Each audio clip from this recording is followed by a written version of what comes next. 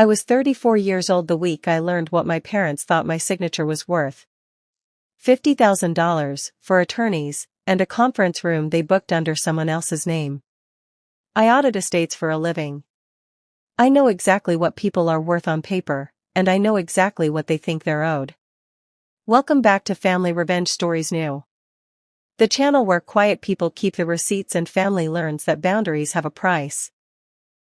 If stories about dignity, documents, and consequences are your thing, drop a comment and subscribe. My name doesn't matter for this story. What matters is my title.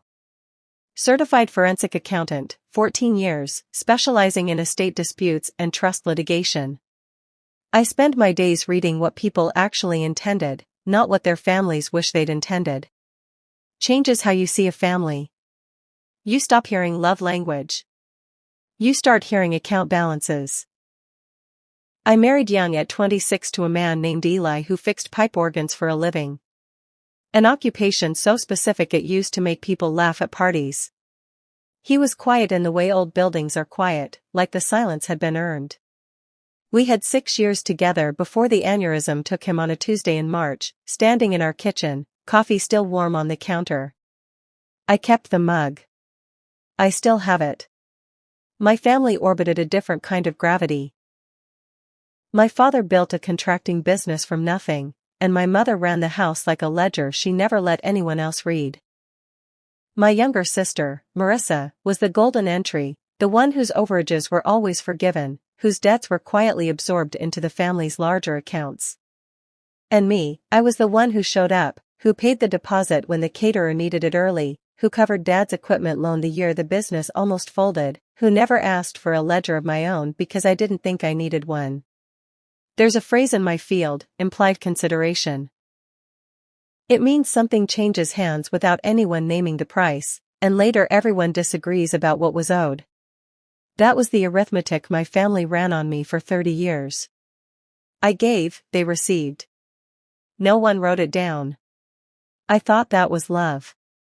I didn't understand yet that unwritten debts are the ones people call in hardest, because there's no paper to argue with. The betrayal started on a Thursday in September, 4 months after Eli's death, with a phone call from my mother that opened not with condolences, but with a number. Marissa's venue wants the deposit by Friday, she said. $50,000 total for everything. We think it's only fair you cover it. I asked her what fair meant in this context, because in my line of work, fairness is a documented standard, not a feeling. She said, "You have Eli's life insurance now. You don't need all of it." I didn't respond right away. I have a habit, professional, not personal, of writing down exact language the moment someone says something that will matter later. I opened the Notes app on my phone while she was still talking and typed, September 11th, 4:52 p.m., "Mom, you don't need all of it." I've learned that people reveal their real ledger when they think no one's counting. 2 days later, my father sent a text that read verbatim, "We raised you to take care of family. This is what that means now." I screenshotted it, filed it in a folder I'd already, without quite admitting it to myself, titled Family Documentation.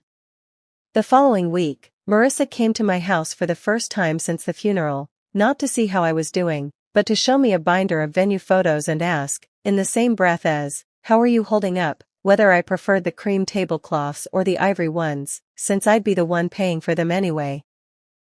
I sat with that binder open on my lap for a long time after she left. I didn't cry.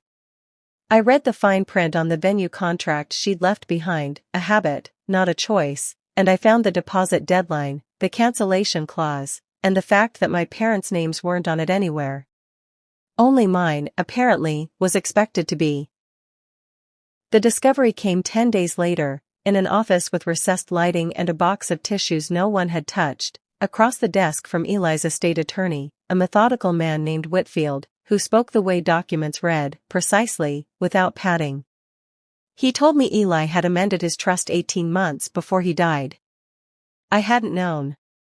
He hadn't mentioned it, not out of secrecy, but because Eli was the kind of man who fixed things quietly and let you discover later that they'd been broken. The amendment moved the bulk of his estate, the life insurance, the house, the small rental property he'd inherited from his own father, into a trust with a single condition attached. The funds were designated for our life, defined explicitly as expenses related to the continuation of the household we built together, and were not to be distributed to extended family, gifted, or loaned without triggering a forfeiture clause that would redirect the remainder to a music conservatory scholarship fund in his name.